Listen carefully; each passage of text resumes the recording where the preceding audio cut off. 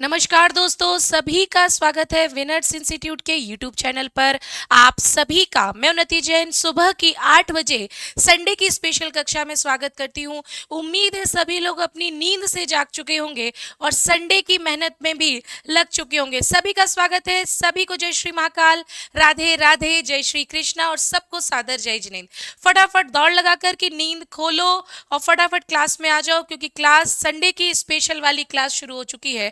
आज है 14 जनवरी, यानी दिन है रविवार, और रविवारी कक्षा में हम और आप सुबह 8 बजे मिले हैं, जिसमें हम चर्चा करेंगे कुछ स्पेशल टॉपिक और साथ ही साथ करंट अफेयर्स की सारी चर्चाओं को आज शामिल करेंगे। फटाफट सभी आ जाइए। सभी को राम राम भाइयों बहनों, गुड मॉर्निंग। सभी को जल्दी जल्दी क्लास में आ जाओ। जितने भी स्टूडेंट हैं, दौड़ तो लगानी पड़ेगी, भले ही संडे है तो क्या हुआ। जितनी अच्छी मेहनत आज होगी उतनी अच्छी रंगत कल देखने को मिलेगी, इसलिए जल्दी से क्लास में आना बेहद बेहद जरूरी है। फटाफट सभी स्टूडेंट क्लास में आ जाओ, सभी छोरा छोरी आ जाओ, मोड़ा मोड़ियों आ जाओ, दौड़ लगा करके आज की क्लास में शामिल हो जाओ। गुड मॉर्निंग, सुप्रभात सभी को। जल्दी से आ जाइए इस रविवारी कक्षा में। अगर आप लोग आ चुके हैं तो कक्षा के नियम है सिर्फ दो।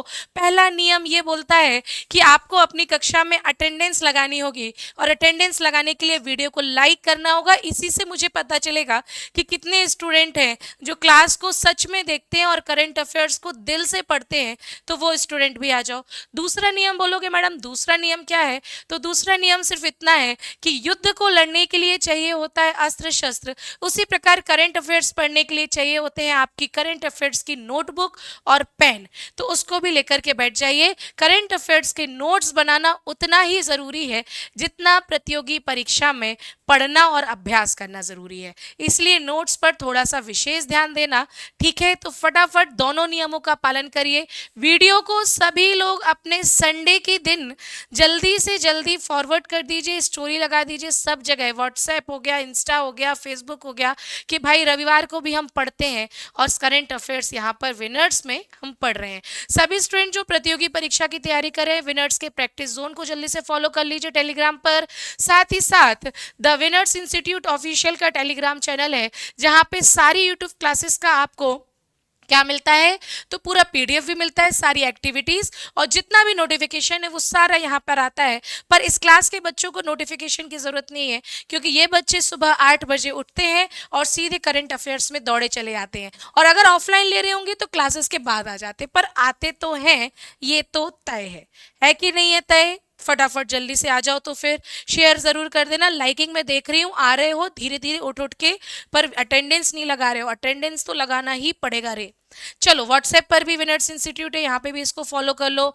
आप देख लीजिए 16 जनवरी को आपकी जो कक्षाएं आपको मिलने वाली हैं, वो आपको मिलने वाली है करंट अफेयर्स सुबह 8 बजे, है ना। राजेश सर की क्लास मिलने वाली है सीडीपी की सुबह 6 बजे, और साथ ही साथ यूपी पुलिस कांस्टेबल में आपको जितेंद्र सर की क्लास हिंदी की 10 बजे और अक्षय सर की क्लास आपको शाम को 4 बजे मिलने वाली है। उम्मीद है आप सभी लोग इन सभी कक्षाओं को बहुत बेहतरीन तरीके से शुरू करे होंगे। चूंकि दिन है रविवार का, तो अच्छे तरोताजगी से कुछ अच्छा सीख भी हमें सीखना चाहिए। इंसान उतना बड़ा बन सकता है जितना बड़ा वो सोच सकता है। एक्चुअल में सब कुछ सोच ही तो है ना। हमने सोच लिया कि हम सुबह 8 बजे नहीं उठ पाएंगे, तो दुनिया की कोई भी कायनात तुम्हारे सामने आ जाए, पूरी की पूरी कायनात तुम उन मोड़ा मोड़ी को उठाने के लिए आ जाए, वे नहीं उठने वाले हैं। उनको उठाने के लिए सोच एक बहुत प्रभावी कारक होता है। अच्छा सोचो, अच्छा बोलो और अच्छा करो, ऐसा आपका भविष्य तय होगा। और वो स्टूडेंट जो अभी भी आलस कर रहे हैं, सोच रहे हैं कि इस बार सिलेक्शन नहीं तो अगली बार हो जाएगा, ऐसा मत करो। आप सभी योग्य हो, आप सभी उन्हीं ईश्वर की संतान हो जो इस धरती पर आए हैं सबसे अच्छा करने के लिए। तो सोचो अच्छा और आगे भी अच्छे से बढ़ते जाओ। ठीक है स्टूडेंट्स, फटाफट आ गए कि नहीं आ गए? तो ये है आप सभी के स्टूडेंट जिन्होंने सभी शनिवार के क्वेश्चंस को हल किया था, आज वो इस स्क्रीन पर आ चुके हैं। इन सभी स्टूडेंट से मैं कामना करूंगी कि वो जल्दी अपना सिलेक्शन भी ले लेंगे। तो सभी ने बड़े अच्छे से क्लास में अपने उत्तर दिए हुए हैं सभी, चाहे वो गोविंद हो, जया हो, है ना, नंदन जी हो, सभी स्टूडेंट, रीना हो गई, यूजर हो गए, अंकित तिवारी जी भी हो गए, सभी स्टूडेंट ने बहुत ही अच्छे से उत्तर दिए हैं। और चूंकि कमेंट सेक्शन बहुत ज़्यादा आ रहे हैं, इसलिए लोगों की जो नाम है वो भी ज़्यादा ही आएंगे। ठीक है, तो आपको सिर्फ इतना करना है, क्योंकि मैं देख रही हूँ प्रश्न पढ़ते हो लेकिन कमेंट सेक्शन में आप लोग अपने उत्तर टाइप नहीं कर रहे हो। क्या कारण है बताइए? क्या आपको यहाँ पर आना नहीं है, या फिर आप देखते ही नहीं हो, या फिर सॉल्व ही नहीं करते हो? ज़रूर मुझे कारण ज़रूर बताना रे दोस्तों। ठीक है, चलो आज का जो इंपॉर्टेंट टॉपिक है, आपने देखा होगा वर्ष 2023 हो या फिर वर्ष 2024 हो, ये जो टॉपिक है हमेशा चर्चा का विषय बना रहा। भले ही तुमने कितने भी इसके रट्टे मार लिए होंगे, लेकिन आज थोड़ा सा इसका पोस्टमार्टम हम करेंगे आज के शुरू के स्पेशल सेशन में। आखिरकार भौगोलिक संकेतक होता क्या है? किसी भी वस्तु या उत्पाद को उसकी विशिष्ट पहचान देने का जो संकेतक है वो है भौगोलिक संकेतक। याद रखना दोस्तों, किसी भी वस्तु या उत्पाद को उसकी विशिष्ट पहचान देना यही है भौगोलिक संकेतक। याद रखोगे। फॉर एग्जाम्पल, मध्य प्रदेश के झाबुआ में एक ऐसा मुर्गा पाया जाता है जो सबसे ज्यादा पोषक तत्व युक्त है और इसकी उत्पत्ति और कहीं नहीं है, वो उसका नाम है कड़कनाथ, है ना। तो कड़कनाथ को मैंने क्या किया, मैंने इसको भौगोलिक संकेतक में शामिल करा दिया। अब कड़कनाथ झाबुआ के नाम से प्रसिद्ध होगा और जन जन तक को या फिर उसके व्यापार को बढ़ाने में सहायक होगा। तो वास्तव में वस्तु या उत्पाद को जब भी विशिष्ट पहचान दी जाती है तो कहीं ना कहीं उसके व्यापार, उसके उद्योग या उसकी आर्थिक क्रियाओं को बढ़ाने के लिए किया जाता है। याद आई दिमाग में घुसी कि नहीं घुसी, ये बात बताना जरूरी है परीक्षा के लिए, इसलिए हर एक चीज बहुत क्लियर किस्ट याद कर रखो। ठीक है, इसके बाद आपको क्या ध्यान रखना है, तो वास्तव में इसके तहत अधिनियम जो आया था, विशेष अधिकार अधिनियम, ये 1999 में आया था। इसी के तहत 10 साल के लिए, कितने वर्षों के लिए, तो 10 साल के लिए किसी वस्तु को जीआई टैग दिया जाता है, ये भी आपको ध्यान रखना है। अगर अंतर्राष्ट्रीय स्तर पर आप उस वस्तु का जीआई टैग जाना चाहते हैं या पाना चाहते हैं, तो डब्ल्यूटीओ की जो ट्रिप्स के द्वारा भी आप इसको प्राप्त कर सकते हैं, ये भी आपको याद रखना है। ठीक है, भारत का पहला जो भौगोलिक संकेतक था, तो भारत का पहला भौगोलिक संकेतक था वो दार्जिलिंग की चाय थी, ये भी आपको याद रख लेना है। बोलो भैया, याद रखोगे कि भूल जाओगे? लिख रहे हो, हथियार चलाते जाना।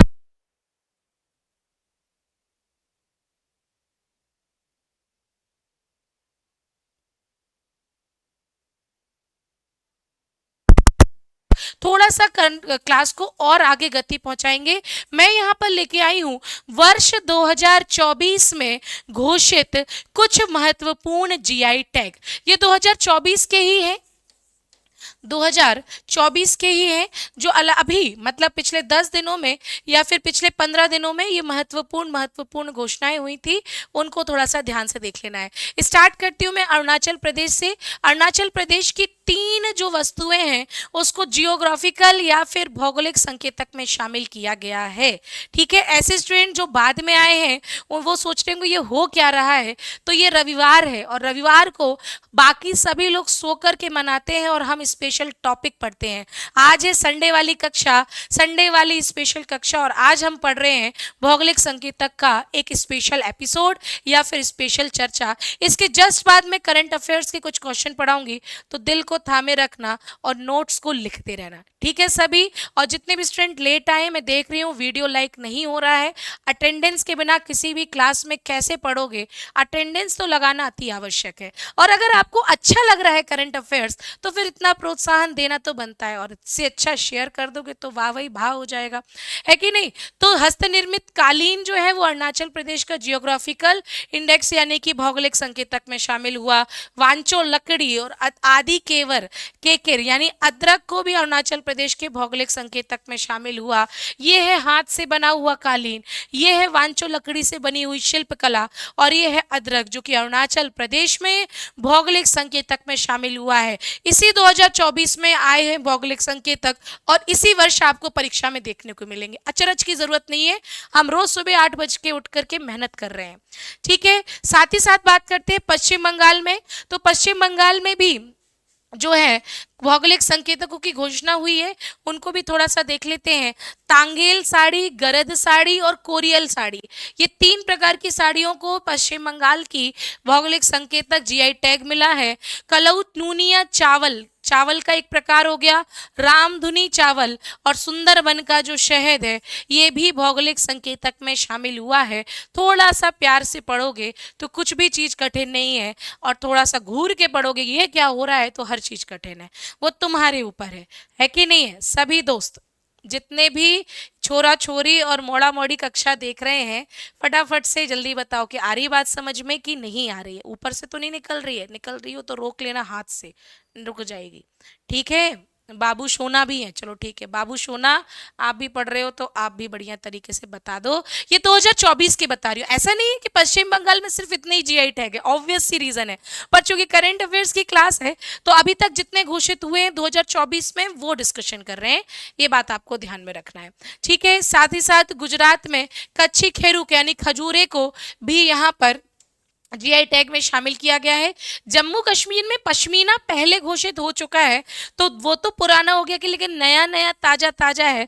रामबन का अनारदाना, ये जम्मू कश्मीर का है जिसको जीआई टैग भी प्राप्त हो चुका है। अब आप सोचिए ना कि अलग अलग क्षेत्रों के अलग अलग राज्य या केंद्र शासित प्रदेशों के किसी उत्पाद को उस राज्य या केंद्र शासित प्रदेश से जाना जाएगा, और उस लोकल जो जितने भी उत्पादक हैं उसके नाम से जाना जाएगा, तो अपने आप इसकी प्रोडक्टिविटी बढ़ेगी। जैसे कि रतलामी सेव अब केवल मध्य प्रदेश का नहीं है, ना केवल भारत का है, बल्कि दुनिया के कोने कोने में रतलामी सेव के नाम से प्रसिद्ध है। तो कहीं ना कहीं व्यक्ति अगर ओरिजिनल रतलामी सेव पाना चाहेगा तो भैया सेव की नकरी यानी रतलाम में ही आएगा, तो उसका प्रोडक्शन कितना बड़ा, मार्केट बड़ा, जिसके कारण उसकी प्रोडक्टिविटी बढ़ी। तो यही भौगोलिक संकेतक का लाभ है कि यदि आप किसी एक वस्तु को उसी के विशिष्ट क्षेत्र से उसको संकेत कर दो, उससे जोड़ दो, तो कहीं ना कहीं वह वस्तु केवल वहीं की कहलाएगी और विशिष्ट पहचान रखेगी। हाँ, ये बात अलग है कि केवल 10 साल के लिए, पर चलता है, 10 साल बाद फिर से रिन्यूअल करा लेना। ओके, आप भी बताना आपके गांव में कौन सी ऐसी चीज है जो केवल आपके गांव में ही है और कहीं नहीं है। मैं प्रयास करूंगी उसको भौगोलिक संकेतक में शामिल कराने की। ठीक है, उड़ीसा पे चलते हैं। उड़ीसा में भी भैया एक बड़ी अच्छी बात है, उड़ीसा में लाल चींटियों की चटनी बनाई जाती है, खाओगे क्या? लाल चींटियों की चटनी, जिसे सिमलीपाल काई चटनी कहा जाता है, इसे भी जीआई टैग में शामिल किया गया है ना। सौरा पेंटिंग को, डोंगरिया शॉल को, खजूरी गुड़ को, है ना, और डेयरी उत्पादन को, है ना, और साथ साथ बैगन को भी, और काला जीरा चावल भी परीक्षा में पूछा जाएगा। ये 2024 में घोषित उड़ीसा के भौगोलिक संकेतक हैं। चाहे बैगन की बात की जाए, है ना, साथ साथ शॉल की बात की जाए, चाहे वह सौरा पेंटिंग की बात की जाए, चाहे वह लाल चटनी की, लाल चींटी की चटनी की बात की जाए या गुड़ की बात की जाए, हर एक चीज आपके लिए महत्वपूर्ण है। ठीक है, क्या हो गया? अचरज में दिख रहे हो सब, याद आ गई क्या? चलो आगे बढ़ते। नहीं, तुम लोग मत खाना लाल चींटी की चटनी, पर याद जरूर रखना। उत्तर प्रदेश में भी तो भैया हनुमानगढ़ी बेसन के लड्डू को जीआई टैग में शामिल कर दिया गया है। और इसके अलावा ये थोड़े पुराने हो जाएंगे, है ना, ये पूर्व के हैं यानी 2023 के हैं, तो लगे हाथ इसको भी याद कर लो। अमरोहा ढोलक, बारामबाकी की हथकरघा, साज सज्जा के लिए बागपत, महोबा का हस्तशिल्प, मैनपुरी की तारकाशी, संभल का सींग कला, यानी कि जितने भी स्टूडेंट है यूपी पुलिस की तैयारी कर रहे हैं, अपने नोट्स में इनको टाप लेना। ये 2023 के हैं, ये 2024 में ही घोषित किया गया है। तो हनुमानगढ़ी के बेसन के लड्डू भी अब हनुमानगढ़ी के बेसन के लड्डू के नाम से जाने जाएंगे। बेसन के लड्डू तो बनते हर जगह, लेकिन यहाँ की प्रसिद्धता ही कुछ और है। ठीक है, तो उत्तर प्रदेश वाले जल्दी से स्क्रीनशॉट ले लो, नहीं तो फिर अपने नोट्स में नोट डाउन कर लो, इंपॉर्टेंट है। ठीक है, चलो भैया, तो इतना मैंने भौगोलिक संकेतक के बारे में आपको पूरी जानकारी दे दी है। मैं उम्मीद करती हूँ कि भौगोलिक संकेतक अब आपके दिमाग में कोई प्रश्न नहीं बना रहा होगा। आज के बाद आपको पता होगा भौगोलिक संकेतक क्या होता है, और अभी तक यानी 2024 के जो 10 दिन और 12 दिन निकल चुके हैं, उसमें कौन कौन सी वस्तुओं को मध्य भारत के किन किन राज्यों से जीआई टैग दे दिया गया है। बताओ मुझे कमेंट सेक्शन में कि समझ में आई गई हो कि नहीं आई गई हो। फटाफट बताना सारे के सारे स्टूडेंट। ओके, फटाफट दौड़ लगा के, बिल्कुल बिल्कुल। ठीक है, मैम देखती नहीं हूँ, मैं तुम्हें ही देख रही हूँ, पर तुम्हें देखने लगूंगी तो इनको कैसे देखूंगी, है ना? तो इनको भी देखना जरूरी है और तुम्हें भी देखना जरूरी है। ठीक है, चलो आ जाओ। घुड़सवारी के क्षेत्र में अर्जुन अवार्ड पुरस्कार पाने वाली पहली भारतीय महिला कौन है? घुड़सवारी के क्षेत्र में अर्जुन पुरस्कार। Who has become the first Indian women to receive Arjun award in the field of horse riding? Sheetal Devi, Prachi Yadav, Divya Kirti या फिर अदिति अशोक? चलो तुम लोग उत्तर दो कमेंट सेक्शन में। मैं इस प्रश्न का करूंगी पोस्टमार्टम, क्योंकि ये प्रश्न है परीक्षा उपयोगी, अति परीक्षा उपयोगी। तो बात चल रही है अर्जुन अवार्ड की। अर्जुन अवार्ड जो कि राष्ट्रीय खेल पुरस्कार है, राष्ट्रीय खेल पुरस्कार है, याद है कि नहीं है ना? और सबसे पुराना भी है भैया, सबसे पुराना भी है। पुराना कैसे है? क्योंकि इसकी स्थापना हुई थी 1961 में। ऐसे खिलाड़ियों को दिया जाता है जिन्होंने पिछले 4 वर्षों में अंतर्राष्ट्रीय या राष्ट्रीय स्तर पर अपने खेल को आगे बढ़ाने का कार्य किया हो। ठीक है, ऐसे खिलाड़ियों को दिया जाएगा। इस वर्ष यानी कि 2024 में जो पुरस्कार बटे हैं 2023 के कुल 26 खिलाड़ियों को दिए गए हैं, जिसमें क्रिकेट के लिए मोहम्मद शामी का नाम तुम्हें याद रखना है, भूल ना जाना, परीक्षा में ये टपा आ जाएगा। ठीक है, बॉलर है मोहम्मद शामी, जिन्होंने क्या किया था? तो वर्ल्ड कप में 2023 के वर्ल्ड कप में सबसे ज्यादा विकेट लिए थे, सबसे ज्यादा विकेट लिए थे। बताओ भैया, और क्या चाहिए जिंदगी में? सबसे ज्यादा विकेट लिए थे, ये भी याद रखना। तो ये तो गई मोहम्मद शामी की बात। लेकिन कुछ खिलाड़ी ऐसे थे जो कि परीक्षा में पूछे जा सकते हैं, है ना? क्योंकि घुड़सवारी के बारे में पूछा जा रहा है तो इनको बाद में देखते हैं। अदिति अशोक जो है वो पहली महिला गोल्फ खिलाड़ी हैं, गोल्फ के लिए प्रसिद्ध है। प्राची यादव पैरा कैनुएन है और मध्य प्रदेश से इनका संबंध है, पैरा कैनुएन खिलाड़ी हैं और इनका संबंध एमपी से है। तो प्राची जी को याद कर लेना, मध्य प्रदेश के सारे मोड़ा मोड़ी। ठीक है, शीतल देवी का नाम कौन नहीं जानता है? ये तो इस बार ओलंपिक में भी आएंगी। ये पैरा तीरंदाजी है, तीरंदाजी से संबंधित है। और आप सबको पता होना चाहिए कि जो शीतल देवी हैं उन्होंने पैरा एशियन गेम्स में कितने पदक जीते हैं? पहली महिला जिन्होंने 2 गोल्ड मेडल जीत करके आए हैं और प्लस 1 सिल्वर भी जीत के आई हैं। ये है कौन? शीतल देवी, जिनका संबंध कहाँ से है? इनका संबंध जम्मू कश्मीर से है। लेकिन ये घुड़सवारी तो नहीं करती, तो घुड़सवारी कौन के लिए किसको मिला है? तो दिव्य कीर्ति सिंह को, पहली महिला घुड़सवार हैं जिन्हें अर्जुन पुरस्कार से नवाजा गया है। याद रखना सभी दोस्तों, भले ही आपके पास कोई भी शारीरिक कमी हो, लेकिन आपके पास अगर दृढ़ इच्छा शक्ति होती है तो आप हर एक लक्ष्य को प्राप्त कर लेते हो। यही आपके सामने पूरा चर्चा है, प्रश्न का पोस्टमार्टम है। हर एक चीज पढ़ो तो व्यवस्थित पढ़ो। अब एक प्रश्न आएगा कि मैम ये सबसे पुराना कैसे? क्यों नहीं? क्योंकि मेजर ध्यानचंद खेल रत्न पुरस्कार की स्थापना भी 1991 में हुई, द्रोणाचार्य पुरस्कार की स्थापना भी 1985 में हुई। मतलब ये पुरस्कार तो बात के हैं, तो सबसे पुराना अर्जुन हुआ, है ना? हाँ, खेलों का सबसे बड़ा पुरस्कार पूछा जाए तो मेजर ध्यानचंद खेल रत्न पुरस्कार ही लगाना। और बड़ा और पुराने में अंतर होता है, याद रखना। ठीक है, जैसे कि आप सभी लोग बड़े हो और हम पुराने हैं। ठीक है, तो इतना जल्दी से लिख लेना, मेरे साथ ही लिखो, मेरे साथ ही समझो, ताकि चीजें व्यवस्थित रूप से आपके दिमाग में छप सके।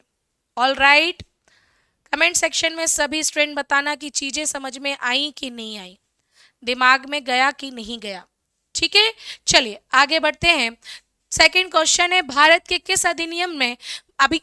किस अभियान में बांग्लादेश और मॉरिशस के देश के वैज्ञानिक शामिल हुए हैं? In which Indian expedition have scientist from Bangladesh and Mauritius participated? आतंकवाद निरोध अभियान, स्वच्छता अभियान, अंटार्कटिक अभियान या फिर जलवायु परिवर्तन अभियान? बोलना जरा।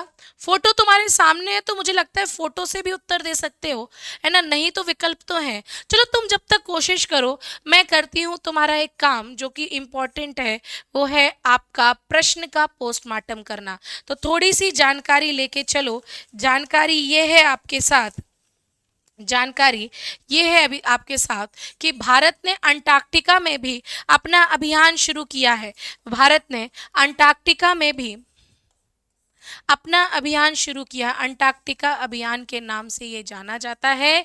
अंटार्कटिका जो अभियान होगा भाई और बहनों, अंटार्कटिका जो अभियान होगा, इसके बारे में हमेशा पूछा जाता है, तो क्यों ना हम ध्यान से देख लें, है ना। क्या हुआ, इस अभियान की शुरुआत वास्तव में हुई थी 1981 से। कब से हुई थी, तो 1981 से हुई थी, क्योंकि अंटार्कटिका संधि में भारत के द्वारा 1983 में हस्ताक्षर कर दिए गए थे। 1983 में हस्ताक्षर कर दिए गए थे, जिसके तहत 1983 का वर्ष, 1989 का वर्ष और 2012 का वर्ष, ये तीनों वर्ष आपको ध्यान से रखना है। क्या क्या है तीनों वर्ष। 1983 में अंटार्कटिका में भारत के द्वारा पहला जो शोध केंद्र स्थापित किया गया था। 1989 और 2012 छाप लेना दिमाग में, जितने भी क्लास में छोरा छोरी हो, मोड़ा मोड़ी हो, सबके सब इस प्रश्न को अपने दिमाग में छाप लीजिए। 1983 में दक्षिण गंगोत्री का अभियान शुरू किया गया था। दक्षिण गंगोत्री शोध केंद्र, स्टार बना लो, ठीक है। साथ ही साथ 1989 में मैत्री, और याद रखना 2012 में भारतीय शोध केंद्र स्थापित किया गया था। इसी भारतीय शोध केंद्र के लिए बांग्लादेश और मॉरिशस के जो वैज्ञानिक हैं वो शामिल हो चुके हैं भारत के साथ अंटार्कटिका अभियान में। चांद सितारे लगा लो, ये पूरा आपके साथ व्याख्या है और व्याख्या के साथ प्रश्न भी है। बोलो क्या हो गया, कोई नहीं, हम ले चलेंगे इन दोनों देशों को भी, ताकि ये अलग से अगर इंडिपेंडेंट नहीं जा पा रहे हैं तो अब भारत इतना काबिल बन चुका है कि स्वयं भी अंटार्कटिका पर शोध करेगा और बांग्लादेश और मॉरिशस को भी लेके चलेगा। चलो रे दोस्त, अपन सब मिलकर के शोध करेंगे। आ रही बात समझ में, आई कि नहीं आई, बोलो हाँ।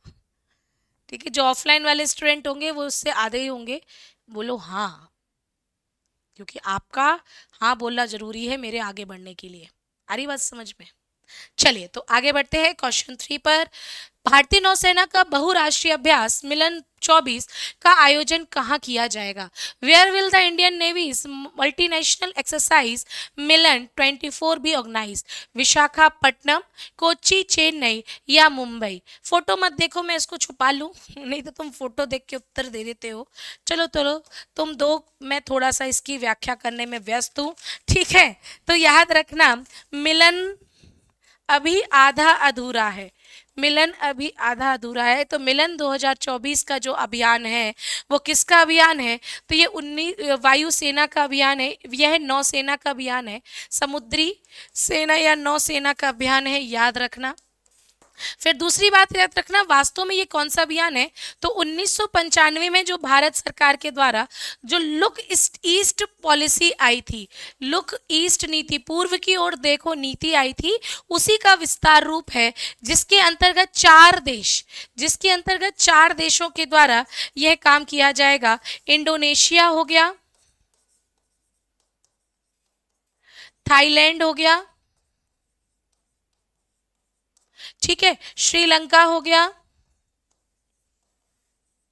और सिंगापुर हो गया। इन चारों देशों के साथ मिलकर के ये काम किया जाएगा और भारत की नौसेना, भारतीय नौसेना इस मिलन 2024 को शुरू करेगी। यह एक द्विवार्षिक बहुराष्ट्रीय कार्यक्रम है। क्या है, तो द्विवार्षिक बहुराष्ट्रीय कार्यक्रम है, ये भी याद रखना। तो मिलन अभी आधा अधूरा है, किसके साथ, तो बोलो बच्चों जहां जहां बैठे हो, विशाखा के साथ। ये अभियान शुरू होगा 19 फरवरी से 27 फरवरी तक 2024 का, और आयोजन होगा कहाँ पर होगा, तो इसका आयोजन होगा आपके विशाखापट्टनम में। तो मिलन अभी आधा अधूरा है, किसके साथ, विशाखा के साथ। छाप लेना, याद कर लेना, टाप कर लेना, क्योंकि परीक्षा में ऐसा दिन ना आए कि पूरा साल गुजर जाए फिर तुम एक वार्षिकांक लेकर के साल भर के युद्ध अभ्यास पढ़ो। ये दिन सबसे बेकार दिन होता है हर एक प्रतियोगी परीक्षार्थी के लिए। साल भर कुछ करंट अफेयर्स पढ़ा नहीं और एक किताब ले आओ वार्षिकांक की, फिर उसको रटो, मैडम याद नहीं हो रहा, कैसे याद करें। तो भैया खाना जिस दिन बना है उसी दिन खा लो, बासा खाना खाने में अपच ही होती है, ये बात हमेशा टाप लेना, लिख लेना, याद रखना कि हाँ कोई उन्नति मैम हुई थी जिन्होंने ये बोला था कि करंट अफेयर्स को बासा पढ़ना इस दुनिया में सबसे बड़ा गुनाह है। जब तुम जी रहे हो आज, सांस ले रहे हो आज, तो पढ़ते क्यों नहीं हो करंट अफेयर्स आज?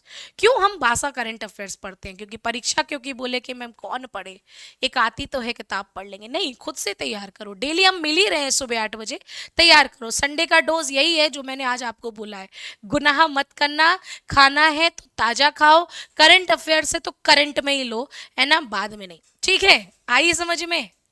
जो बाद में आए हैं, बिना, जो भी स्टूडेंट बिना उपस्थिति के क्लास में आए हैं, जल्दी से अपना हाथ उठा निकाल लो अपनी रजाई से और फटाफट वीडियो को लाइक कर दो। मानती हूँ संडे, मानती हूँ, लेकिन आपका प्रोत्साहन मुझे बेहद ज़रूरी है ना, ताकि मैं भी सुबह 8 बजे आकर के जी जान लगा करके व्याख्या करके पोस्टमार्टम करके प्रश्नों को लेके आ सकूं।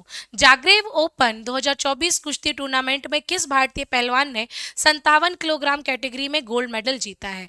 विच Indian wrestler has won the gold medal in the 57 kilogram category in the Zagreb open 2024 wrestling tournament? Yash Tushir, Aman Sehrawat, Deepak Punia या फिर विजय कुमार? चूंकि यह प्रतियोगिता अभी चल ही रही है तो हम एक काम करते हैं, थोड़ा सा पढ़ लेते हैं जागरेव 2024 के बारे में। क्रोशिया में आयोजित किया जा रहा है ये, है ना, क्रोशिया में इसका आयोजन किया जा रहा है ना। और किसने जीत लिया है? तो 57 किलोग्राम की कैटेगरी में जो स्वर्ण पदक आया है वो किसके पास आया है? अमन सहरावत को एक पक्षीय हराया है, एक पक्षी हराया है, 10-0 से हरा करके चीन के खिलाड़ी। कौन के खिलाड़ी? चीन के खिलाड़ी के जो वान हाओ, के जो वान हाओ को यहाँ पर हरा दिया गया है और जागरेव ओपन 2024 में जीत लिया है। देखो ये वही खिलाड़ी हैं जिनको 2023 का जो जागरेव ओपन था उसमें केवल कांस्य पदक मिला था और उन्होंने एक साल में ही अपने खेल में सुधार किया। और कितना खेल में सुधार किया कि 10-0 से ही 10 की अंक की बढ़त लेकर के चीन के खिलाड़ी को हरा करके स्वर्ण पदक हासिल किया है। ये भी आपको ध्यान में रखना है। बोलो आप भी इसी तरह की मेहनत करोगे कि नहीं? बताना जरूर, करेंगे क्या? ओके, चलो तो करते हैं, फिर आगे बढ़ते हैं। आगे बढ़ते हैं, क्लास को ले जाते हैं। किस संस्था के द्वारा सार्स कोविड 2 के वर्तमान स्ट्रेन के खिलाफ एक गर्म टीका विकसित किया गया है? ये हो गया आपके साइंस और टेक्नोलॉजी का प्रश्न। कोविड चला जाएगा लेकिन ये स्ट्रेन हैं वो ना जाएंगे भाई, है ना। तो चलो देखते हैं कि पूछा गया है, which institute has developed a promising vaccine against the current strain of SARS covid 2? राष्ट्रीय औषधि संस्थान लखनऊ, आईआईटी मद्रास, IISC बेंगलोर या फिर एम्स भोपाल? प्रश्न पूछा गया है तो उत्तर भी होगा, याद रखना, सार्स कोविड 2 का जो नया स्ट्रेन टीका आया है, जो गर्म टीका आया है, वो IISC बेंगलोर में विकसित किया गया है। इसका मतलब है इसका विकास हुआ है भारतीय भारतीय विज्ञान संस्थान में। कहाँ पर इसका हेडक्वार्टर? इसका हेडक्वार्टर है बेंगलुरु में। ठीक है, क्या याद रखोगे? याद रखना ये जो संस्थान है ना, 2016 में विश्व के 250 संस्थानों में शामिल था। विश्व के 250 सर्वश्रेष्ठ संस्थानों में था। यार ठीक है, गर्व कर लेने दो, 250 भी आया कर लेने दो। ऐसा हुआ तो कि हमारे जो शैक्षणिक संस्थान है, वैज्ञानिक संस्थान है, वो वैश्विक पटल पर आ तो रहे हैं।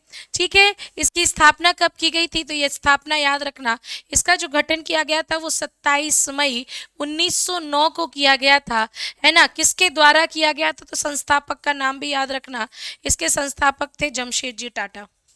जमशेद टाटा, बोलो, जमशेद टाटा। क्या हुआ? आई बात समझ में कि नहीं आई? कमेंट सेक्शन में बताना, आई कि नहीं आई? ठीक हो आप लोग? नाश्ता वाश्ता हो गया कि चल रहा है कि बन गया? जल्दी बताना। ठीक है, वेरी गुड, लिख रहे हो ना? चलो वेरी गुड, आगे बढ़ते हैं। हाल ही में किसके द्वारा विकसित असॉल्ट राइफल उग्रम को लॉन्च किया गया? वेरी गुड वेरी गुड, चांद से तारे उतार लो इस प्रश्न पे। Who has recently launch the assault rifle Urgam developed by Hindustan aeronautics limited, DRDO, ISRO या कैलटेक? क्या लगता है आपको? रिफाइल है ना, राइफल है, कौन करेगा राइफल? राइफल वो ही करता होगा शायद जो डिफेंस का काम करता होगा। डिफेंस चीख चीख के क्या बोल रहा है? डिफेंस का उदाहरण है आपके सामने डीआरडीओ का। किसका उदाहरण है भैया? डीआरडीओ का। थोड़ी सी बात कर लेते हैं पहले उग्रम की। उग्रम राइफल की बात कर लेते हैं। सीधा सीधा क्वेश्चन पूछा जाएगा उग्रम राइफल के बारे में, है ना। तो याद रखना कि डीआरडीओ के द्वारा केवल 100 दिनों में इसको तैयार कर दिया गया है। 100 दिनों में ही एक घातक राइफल का तैयार होना संभव हो पाया है ना। जिसकी रेंज बताई गई है 500 मीटर रेंज, मतलब फुटबॉल की 5 से अधिक मैदान में भी इसकी रेंज बहुत ही ताकतवर है। और इसका जो वजन बताया गया है, वो वजन बताया गया है 4 किलोग्राम। 4 किलोग्राम इसका वजन बताया गया है। केवल डीआरडीओ ही नहीं, डीआरडीओ के साथ साथ एक निजी कंपनी आर्म्ड इंडिया जो कि कंपनी है हैदराबाद की, इसने भी अपना सहयोग दिया है। ये भी अगर पूछ लिया जाए तो व्यवस्थित ही याद रखो, क्यों हम ऊपरी ऊपरी पढ़े, है ना। तो आर्म इंडिया हैदराबाद के साथ ही है, याद रखना। क्या है उत्तर? डीआरडीओ चांद सितारे, जिसका हेडक्वार्टर है बेंगलोर। आहा, रक्षा है राजधानी में होगी, ठीक है। डिफेंस है राजधानी में होगा, तो फिर कहां पर? तो नई दिल्ली। इसरो तो तुम्हें पता ही है, बेंगलोर में ही है, ठीक है। बोलो भाई, कोई परेशानी किसी को तो बता सकते हो, है ना। सबके पास कमेंट सेक्शन एक्सेस है, सबके पास वीडियो को लाइक करने की सुविधा है। मतलब आपको अगर वीडियो पसंद आ रहा है तो आप ज़रूर बता सकते हो, है ना। बढ़िया मज़ा आ जाता है, संडे बन जाता है, सुबह से 8 बजे आना सार्थक हो जाता है, ठीक है। चलिए आगे बढ़ते हैं, है ना। आईएलओ की 2024 विश्व रोजगार और सामाजिक आउटलुक रिपोर्ट के अनुसार अनुमानित वैश्विक रोजगारी दर क्या होगी? बेरोजगारी दर पूछी जा रही है वैश्विक आईएलओ के अनुसार। What is the projected global unemployment rate as per ILO's 2024 World Employment and Social Outlook Report? Single question पता क्या पूछा जाना है कि world employment and social outlook report जारी कौन करता है? ये सिंगल क्वेश्चन यहां से निकल के आ रहा है। कौन जारी करता है? ILO, इंटरनेशनल लेबर ऑर्गेनाइजेशन के द्वारा इसकी स्थापना की गई है ना। या फिर इस रिपोर्ट को जारी किया जाता है। याद रखना ये आईएलओ क्या है? तो ये संयुक्त राष्ट्र की ही एक एजेंसी है, यूएन की ही एक एजेंसी है ना। ये भी ध्यान रख लेना। और क्या याद रख लेना? साथ में याद रख लेना कि इसका जो गठन हुआ था वो हुआ था सन 1919 को, और इसका जो हेडक्वार्टर है, इसका हेडक्वार्टर है जिनेवा में। कहाँ है रे दोस्तों? जिनेवा में इसका हेडक्वार्टर है। साथ ही साथ याद रखना प्रमुख का नाम, तो गिलवर्ट इनके प्रमुख हैं। गिलवर्ट इसके प्रमुख हैं।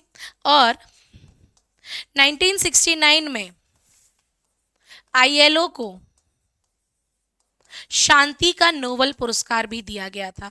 शांति का नोबेल पुरस्कार। कई बार ऐसा होता होगा जब आप लोग परीक्षा देने जाते होगे तो पूछते होगे कि यार अचानक से ये आईएलओ का गठन क्यों पूछ लिया, ऐसा क्या हो गया? तो वो कुछ चीजें अचानक से नहीं होती हैं, वो करंट से जुड़े हुए तथ्य होते हैं। जैसे कि अभी रिपोर्ट आ गई है इनकी कि इन्होंने वैश्विक बेरोजगारी दर बता दी। आईएलओ ने कितनी बताई है? तो 5.2% बताई है। अब ये प्रश्न ना पूछ करके उसने तुमसे स्टैटिक पूछ लिया कि आईएलओ को क्या है, तो संयुक्त राष्ट्र संघ की एक एजेंसी है, स्थापना 1919 में हुई थी, मुख्यालय जिनेवा में है, प्रमुख है इसके गिलवर्ट। और 1969 में, ये याद रखना, स्टैटिक जी के चीख चीख के चिल्ला रहा है, 1969 में इंटरनेशनल लेबर ऑर्गेनाइजेशन को शांति का नोबेल पुरस्कार भी दिया जा चुका है। याद रखना। मुझे कमेंट सेक्शन में बताना कि वह कौन से पहले भारतीय हैं जिन्हें शांति का नोबेल पुरस्कार मिला है। कमेंट सेक्शन में मुझे बताना इस प्रश्न का उत्तर, है ना। मजे आ जाएंगे। ठीक है, ऐसे याद करो, लिंक करो, हर चीज को जोड़ जोड़ के याद करो। बिना लिंक करे कभी भी करंट अफेयर्स और स्टैटिक जीके याद नहीं हो सकता है कि एक आज आज पढ़ा और दूसरे को याद ही ना रही। एक आईएलओ देखो और सारे परखच्चे, सारे तार तार जुड़ जाएं, ऐसा तैयार करना है, याद रखना सभी। ठीक है, आगे बढ़ते हैं। हाल ही में किस देश ने green fuels alliance India launch किया है?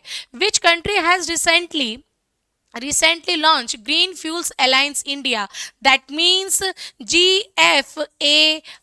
सीधा क्वेश्चन ये पूछा जाएगा, व्हाट इसमें G का फुल फॉर्म क्या है, F का ऐसे ऐसे करके वो पूछ सकता है। तो किस देश ने green fuel alliance India launch किया है? नीदरलैंड, कनाडा, ब्राजील या फिर डेनमार्क? बताएं, सभी स्टूडेंट उत्तर दें। ग्रीन फ्यूल्स अलायंस इंडिया किस देश के द्वारा यहाँ पर बनाया गया है? भारत के साथ ग्रीन फ्यूल्स, हरित ऊर्जा का एक संगठन भारत के साथ किस देश ने बनाया है? तो भाई साहब थोड़ा सा ध्यान रखना, इसमें लक्ष्य क्या किया गया है कि वर्ष 2070 तक इस जो अलायंस बना है, इसका जो लक्ष्य रखा गया है वो वर्ष 2070 तक हरित ऊर्जा को हमें और ज़्यादा बढ़ावा देना है, ग्रीन एनर्जी को हमें आपको इंक्रीज करना है, और साथ ही साथ कुछ चीज़ों पर ध्यान रखना है, वो टिकाऊ ऊर्जा हो, सस्ती सुलभ ऊर्जा हो जाए, और इसका भी समाधान रखना है, समाधान करना है। साथ ही साथ 2017 तक कार्बन तटस्थता, 2070 तक 2070 तक कार्बन तटस्थता में भी कुछ काम करने हैं। ये जो अलायंस बनाया गया है वो डेनमार्क के साथ बनाया गया है। हाथ में अगर चांद से तारे हों जो उनके लिए बचा के रखे हैं, फटाफट इस प्रश्न पे लगा दीजिए। लग गए हो तो बता दीजिए। हो गया? आ रही बात समझ में? ज्यादा ज्ञान तो नहीं हो गया संडे का? ओवरडोज तो नहीं लग रहा है? बताना। बढ़े? चलो तो भैया बढ़ते हैं, है ना। चलिए, निम्न में से किस देश की सरकार ने डीप सी माइनिंग प्रक्रिया को मंजूरी दी है? जो कि सही नहीं है, फिर भी the government of which of the following countries has approved the deep sea mining process? चीन, ऑस्ट्रेलिया, ब्राजील या नॉर्वे? फटाफट बताओ, इससे क्या होगा कि गहरे समुद्र में जो कि मोबाइल, लैपटॉप आदि जितने भी इलेक्ट्रॉनिक प्रोडक्ट्स है ना, उनको बनाने के लिए जो इंपॉर्टेंट मिनरल्स चाहिए, माइंस चाहिए, या फिर जितने भी मेटल्स चाहिए, जितनी भी धातु चाहिए, तो गहरे समुद्र से, खदानों से माइनिंग के द्वारा जो लैपटॉप, मोबाइल बनाने के लिए प्रयोग में लाई जाएंगी, उन धातुओं को निकाला जा सकता है। तो वह कौन सा देश है, यह आपसे पूछा जा रहा है। कमेंट सेक्शन में इसका उत्तर देना, जल्दी से देना।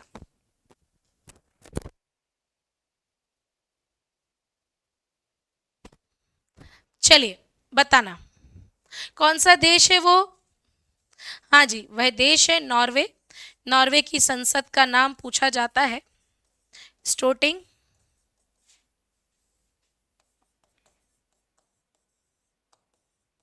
ये याद रख लो, ठीक है। क्या होगा इसके अंतर्गत? जितनी भी महंगी धातुएं हैं, महंगी धातु का यहाँ पर माइनिंग की जाएगी, डीप सी गहराई पर जाकर के जितनी भी महंगी धातुएं उनको निकालने की प्रक्रिया यहाँ पे की जाएगी। और ऐसा पहला देश है जिसने मंजूरी भी दे दी। पर्यावरण से नियोजित तो नहीं है, पर हाँ कभी कभी पर्यावरण और विकास में विकास को चुनना पड़ता है, ऐसी कुछ स्थिति नॉर्वे के साथ बनी और ऐसा पहला देश हुआ जिसने इसको मंजूरी भी दे दी है। ओके, आगे बढ़ते हैं। राष्ट्रीय सड़क सुरक्षा सप्ताह 2024 की थीम क्या है? What is the theme of national road safety week 2024?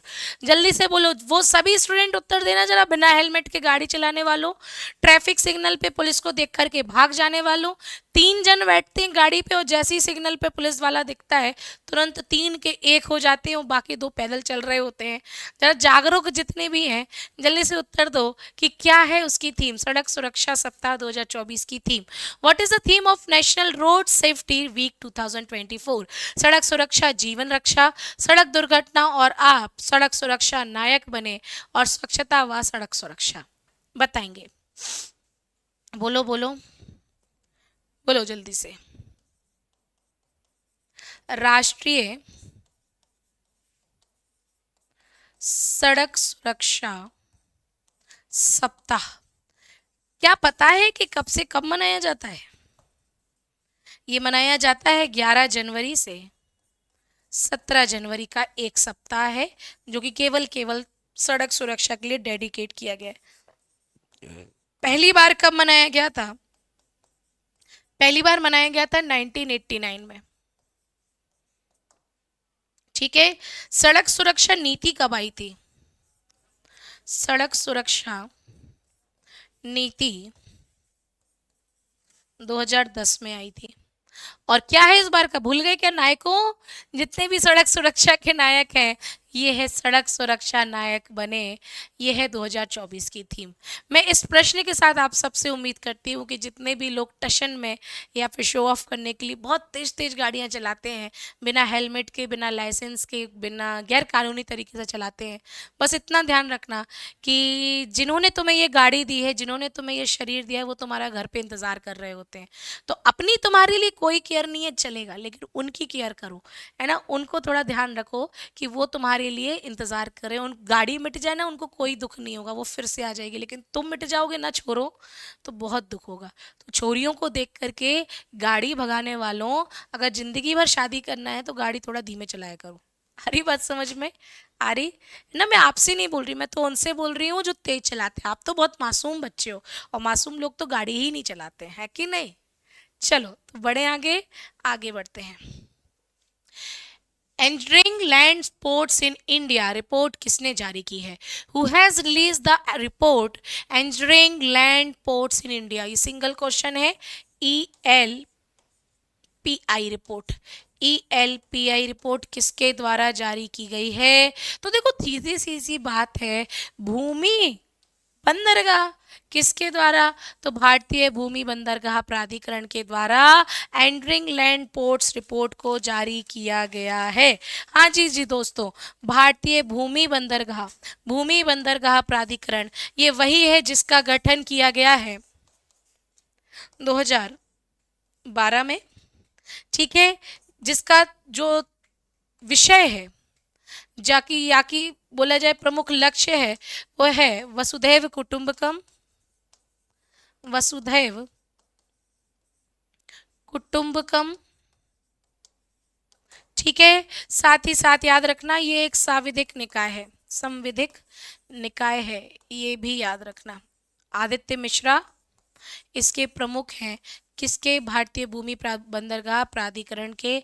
याद रखना, पूछा जा सकता है परीक्षा में, और पूछ लिया जाए तो घबराना नहीं। हर एक प्रश्न आपके सामने है, रिपोर्ट भी आपके सामने है, किसके द्वारा भी, और इसकी क्या जानकारी है ये भी। क्या आप लोग जानते हैं संवैधानिक निकाय क्या होता है? क्या आप लोग जानते हैं संवैधानिक निकाय क्या होता है? क्या आप लोग जानते हैं गैर संवैधानिक निकाय क्या होता है, या फिर असंवैधानिक निकाय क्या होता है? तो जल्दी से 2 मिनट में सुन लीजिए। ऐसे निकाय जिनका गठन और जिनका वर्णन भारतीय संविधान में दिया गया हो, उन्हें संवैधानिक निकाय कहते हैं। अंग्रेजी में से कॉन्स्टिट्यूशनली बॉडी कहते हैं।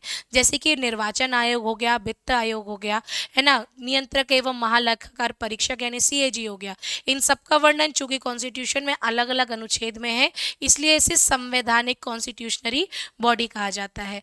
ऐसे निकाय जिनका वर्णन कॉन्स्टिट्यूशन में तो नहीं है, लेकिन इनको संसद के द्वारा बनाया गया है, संसद में पास अधिनियम के द्वारा बनाया गया है, उन निकायों को संविधिक निकाय कहते हैं। उन निकायों को संविधिक निकाय कहते हैं। अंग्रेजी में से स्टैच्यूटरीज बॉडी कहा जाता है, जैसे कि UGC हो गया, यूनिवर्सिटी ग्रांट कमीशन हो गया, सेबी हो गया, और आपका भारतीय भूमि बंदरगाह प्राधिकरण हो गया। ये सब क्या है? संविधिक निकाय है। ऐसे निकाय जिनका ना तो संविधान के किसी भी अनुच्छेद में वर्णन है, और ना ही इन्हें संसद में बिल पास करके बनाया गया है, बल्कि प्रधानमंत्री और उनकी मंत्रिमंडल ने आपस में बैठ के बना लिया हो, उसे गैर संवैधानिक या संवैधानिकतर संस्थाएं कहा जाता है। नीति आयोग, राष्ट्रीय विकास परिषद इसका बेहतर उदाहरण है। फिर लास्ट में आता है असंवैधानिक निकाय क्या होते हैं। तो वास्तव में बच्चों, सभी छोरों सुनो, छोरियां भी सुन लो कि असंवैधानिक निकाय कुछ भी नहीं होते हैं। संविधान के विरोध में कुछ भी नहीं बनाया जा सकता है, जो भी होगा वो संवैधानिक के अनुसार ही होगा। तो ये हो गया ये चारों बातें, और मैंने आपको बताया है संविधिक निकाय यानी स्टैच्यूटरी बॉडीज भारतीय भूमि बंदरगाह प्राधिकरण भी है, याद रखना। ठीक है। अटल बिहारी वाजपेयी सेवारी न्यावा शेवा सेतु किस राज्य में स्थित है? आज तो मोदी जी की फोटो भी आ जाएगी आपके सामने, है ना, तो थोड़ा सा देख लो भैया इस पोर्ट को या फिर इस सेतु को, जो कि बड़ा ही अच्छा सेतु है ना, और परिवहन के क्षेत्र में महाराष्ट्र में एक नई क्रांति भी लाएगा। और सबसे अच्छा पता क्या है कि ये इसमें ज्यादातर इसकी जितनी भी दूरी है ना, वो समुद्र के बीच में ही बनाई गई है, जो कि अपने आप में पर्यटन भी है, रोमांच भी है और कनेक्टिविटी तो है ही है। तो ठीक है, बताओ जरा, महाराष्ट्र, उड़ीसा, छत्तीसगढ़ या गुजरात? मैंने ही बता दिया, मुंबई में इस सेतु का, अटल सेतु, अटल बिहारी वाजपेयी सेवारा न्यावा सेवा सेतु का उद्घाटन किया गया है ना। लगभग 21,000 करोड़ की इसमें राशि लग रही है, 21,000 करोड़ की इसमें राशि लग रही है। और क्या याद रखना, लगभग 22 किलोमीटर का यह सेतु है, ठीक है, और जिसमें से 16.5 किलोमीटर तो केवल समुद्र में ही है ना, और कुछ जो बचा हुआ शेष भाग है, यानी कि जो 5.5 किलोमीटर का क्षेत्र है, वो केवल जमीन पर है। इसकी मैं पूरी पोस्टमार्टम लेके आऊंगी कब? तो इसका पोस्टमार्टम आपको सोमवार को मिलेगा, जिसमें मैं एक पूरा सेशन रखूंगी अटल बिहारी वाजपेयी सेतु सेवारी न्यावा सेतु। तो जरूर उसका वेट करना, पर अभी तो आप इस करंट अफेयर्स को जरूर ध्यान रखिए। भाई ये बताइए, आ रही बात समझ में कि नहीं आ रही? एक बार कमेंट सेक्शन में फटाफट उत्तर दे दो मुझे।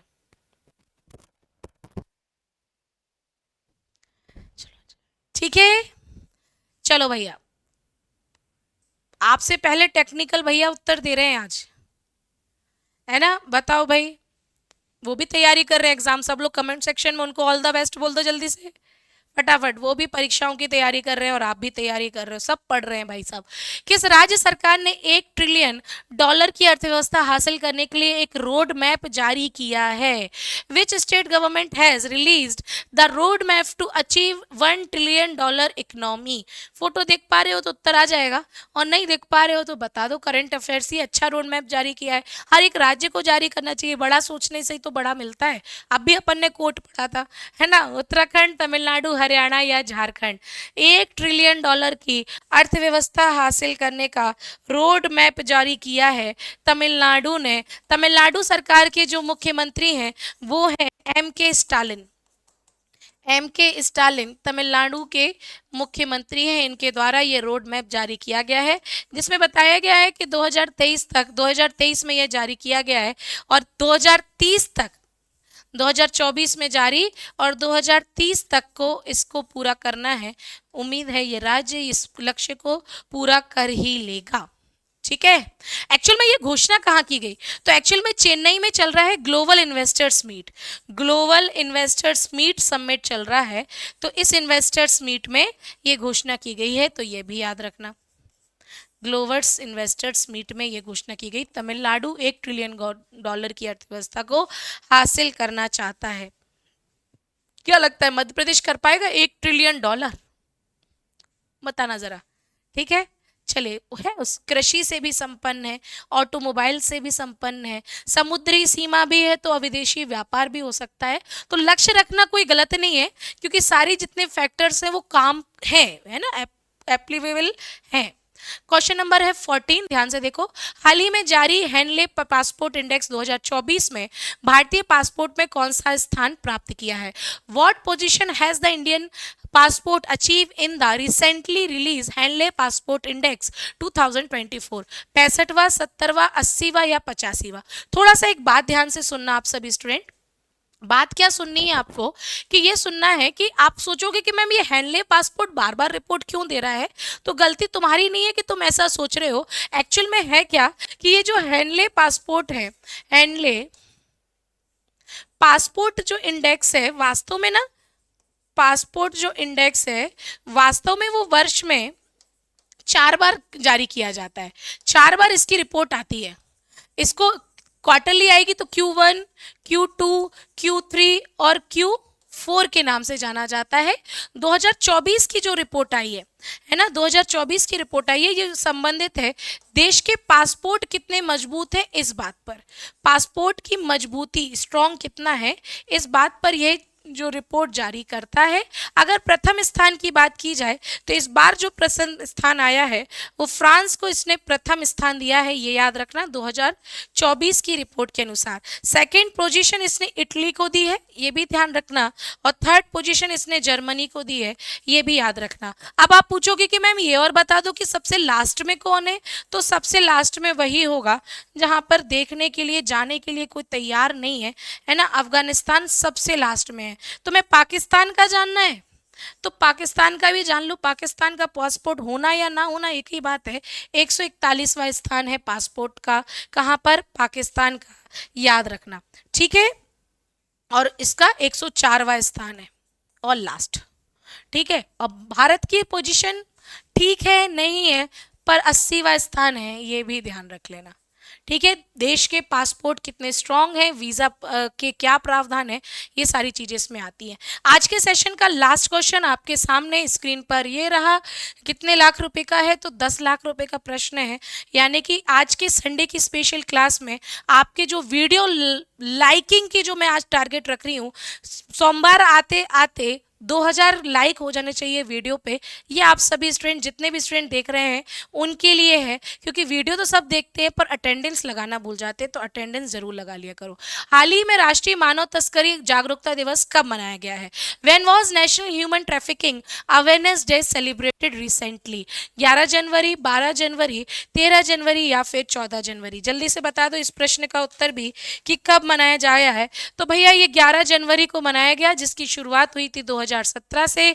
मानव तस्करी जैसी जो जितनी जघन्य घटनाएं हैं उनको रोकने के लिए, उनके संबंध में जागरूकता लाने के लिए यह दिवस मनाया जाता है, राष्ट्रीय मानव तस्करी जागरूकता दिवस। आज का सेशन यहीं मैं समाप्त करूंगी, लेकिन कैसे करूंगी, तुम्हें बिना प्रश्नों के तो जाने दूंगी नहीं। मैंने देखा कि तुम लोग 5 प्रश्न के उत्तर देने में बड़ी तकलीफ करते हो, तो आज तुम्हें देना है कुल 3 प्रश्नों के उत्तर। यक्षगान मेला कहाँ आयोजित किया जाता है? जल विज्ञान परियोजना के अंतर्गत जल विज्ञान के क्षेत्र में नवाचार करने के लिए किस राज्य को एक्सीलेंस अवार्ड मिला है? और T20 इंटरनेशनल क्रिकेट में 150 विकेट लेने वाले दुनिया के पहले गेंदबाज कौन बन गए हैं? ये 3 प्रश्न हैं, याद रखना। इस प्रश्न का उत्तर देना है, 3 ही है। थोड़ा सा आलस छोड़ो और थोड़ी सी मेहनत ज्यादा कर लो। आज की मेहनत कल रंग लाएगी, ये मेरा आपसे कहना है। संडे है, आज की क्लास है, आपने 8 से 9 क्लास ले ली। अब क्या करना है, आपको ये टेस्ट देना है। अगर आप लोग MPPSC की तैयारी कर रहे हैं तो 10 बजे सुबह आपका इसी 1 घंटे के बाद क्लास टेस्ट है, तो जल्दी से इसका एप्लीकेशन पे जाके टेस्ट दे लेना। अगर आप लोग यूपी पुलिस की तैयारी कर रहे हैं तो ये भी 10 बजे है, तो आप इसको भी दे सकते हैं। 120 मिनट की टाइम ड्यूरेशन है। SSC GD की जो होगा क्लास, वो जो पेपर होगा वो दोपहर 12 बजे होगा, 60 मिनट का। तो GD वालों टेस्ट देते रहा करो, पढ़ कितना भी लोगे, टेस्ट नहीं दोगे तो पता कैसे चलेगा कितना आता है। महिला सुपरवाइजर का टेस्ट शाम को 4 बजे है। कहां पर मिलेगा? तो विनर्स इंस्टीट्यूट का जो एप्लीकेशन है, इसी एप्लीकेशन पे मिलेगा, तो यहाँ पे जरूर टेस्ट देना, पर उसको डाउनलोड कर लेना, नहीं तो कैसे दोगे, ठीक है। अब बात करते हैं सोमवार की। सोमवार को है सर का बर्थडे, आदित्य सर का बर्थडे। अब आदित्य सर अपने बर्थडे पर आपसे गिफ्ट नहीं ले रहे हैं, आपके लिए ही गिफ्ट लेके आए हैं। कई महाघोषणाएं और गिफ्ट्स लेकर आए हैं। 15 जनवरी यानी दिन सोमवार को रात 8 बजे विनर्स के इसी चैनल पर, इसी प्लेटफॉर्म पर सर लाइव आएंगे और गिफ्ट की बौछार करेंगे, तो आप लोग भी बर्थडे सेलिब्रेशन में जरूर उपस्थित हो जाना। साथ ही साथ अगर MPPSC मेंस की तैयारी कर रहे हैं तो 2500 रुपये में आपको मेंस टेस्ट सीरीज मिल रही है, इसका भी लाभ उठा लें। साथ ही साथ कई बैचेस हैं जो शुरू हो चुके हैं, आप लोग इसको एप्लीकेशन पे ही परचेस कर सकते हैं। आप सभी को आज की क्लास कैसी लगी कमेंट सेक्शन में बताते जाना। आज थी संडे की स्पेशल क्लास, जिसमें मैंने भौगोलिक संकेतक 2024 कुछ प्रमुख बताए और फिर मैंने आपको सारे प्रश्न कराए जो महत्वपूर्ण थे। क्लास अच्छी लगी हो तो आप लोग इसको PDF रूप में डाउनलोड कर सकते हो विनर्स इंस्टीट्यूट के टेलीग्राम चैनल से। और साथ ही साथ आपको क्या करना है, आज लक्ष्य है 2000 लाइक करने हैं वीडियो को। मुझे नहीं पता कैसे होंगे, क्योंकि मुझे पता है कि आप ही लोग करोगे। फटाफट वीडियो को लाइक कर देना। कमेंट सेक्शन में 3 प्रश्न के उत्तर प्लस क्लास कैसी लगी ये भी बताना। मैं आपको मिलती हूँ कल यानी सोमवार को 15 जनवरी को। तब तक के लिए सभी को राम राम, जय हिंद, जय भारत, धन्यवाद।